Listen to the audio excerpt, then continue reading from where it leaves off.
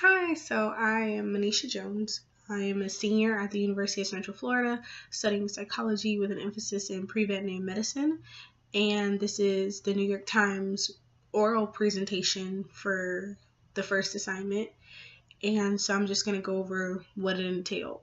So the name of my article was Run, Hide, Fight is Not How Our Brains Work by Joseph Ledoux. Joseph Ledoux is a scientist, and basically he did experiments on rats to confirm their run, hide, fight method that they had in their brains. So from the article I gathered that the amygdala is basically over this entire method, and it's controlled by the amygdala and its neural counterparts.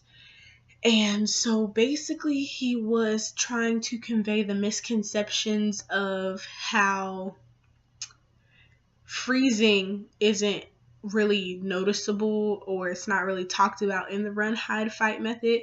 It's basically just forgotten. And so he was trying to introduce how freezing is a process in the brain that happens in a dangerous situation.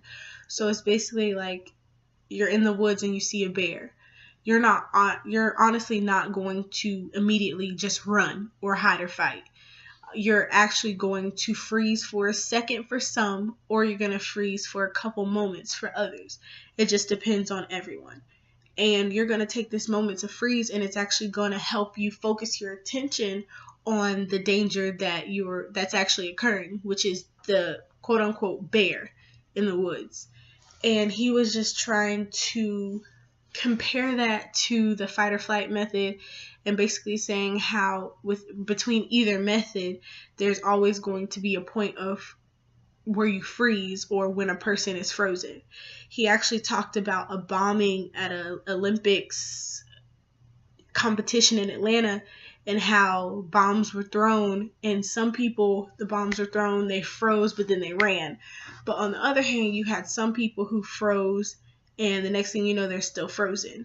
So he was basically trying to see that both the run, hide, fight method as well as the fight or flight method, that they all entail some type of moment, brief, or long frozen state of the individual before they act. And this, since in this debate of freezing or the state of freezing, you actually get to analyze your situation, and you actually get to notice, like, what do you want to do next?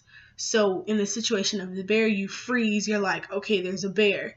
Usually people will stay frozen because usually with bears, I believe if you stand still, they won't mess with you, but as soon as you start moving, they want to move.